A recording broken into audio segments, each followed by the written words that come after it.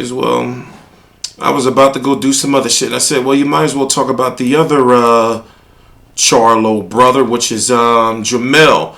Jermell is the Charlo brother that's the WBC 154 pounder.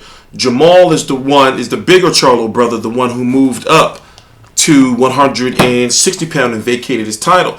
Jamal is going to be fighting, or supposed to be, or ordered by the WBC to fight Jorge Sebastian Highland to be the #1 contender for Gennady Golovkin's WBC mandatory. In this video, we're going to talk about Jermell. Jermell is going to be fighting Charles Hatley. Charles Hatley is a Don King fighter. The fight is going to be taking place on the undercard of Berto versus Proter in the Barclays Center, April the 22nd. I'm going to be there. Now, the reason why this fight is significant, and the reason why I'm going with Jermell Charlo, because Jermell Charlo struggled with John Jackson. He did struggle with John Jackson. However, he did get him out of there. But you look at Charles Hatley. Let me go look real quick. Charles Hatley hasn't fought since 2015, since November of 2015, when he fought Anthony Mundine over in Australia. Shout out to Anthony Mundine. So he's got that long, inactivity. Also, he's been stopped before, in the first round in an unavenged loss.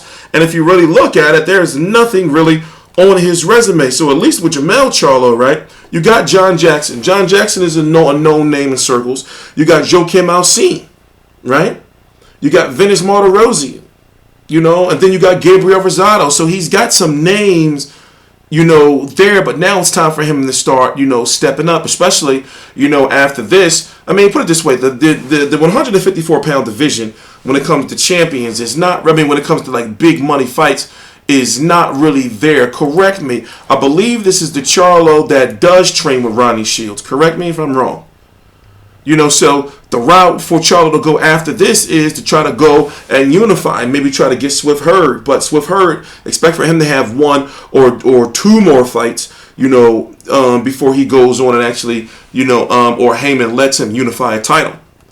So when you look at, that WBA, that's Erislandy Lara. And then you also have Demetrius Andrade out there now, who is the WBA World. So you have Erislandy Lara, who is the WBA Super World. You have Demetrius Andrade, who now has a WBA World. But the crazy thing is, with the WBA, or what they shouldn't do, or not supposed to do, is have unifications with that WBA World that Demetrius Andrade has, but they can have unifications with that Super World that Lara has. So eventually, since the WBA has been saying that they want to get rid of these secondary WBA belts, and they've been up and down with that shit, then they got to order Erislandy Lara versus Demetrius Andrade, right?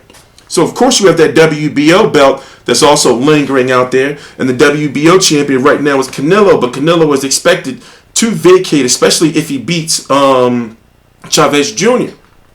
But also, you have Liam Williams, right?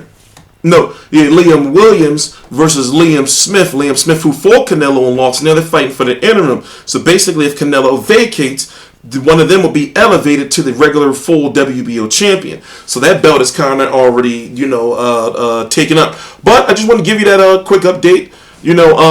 Expect for me to do a prediction. Like I said, I'm going with Jermell Charlo.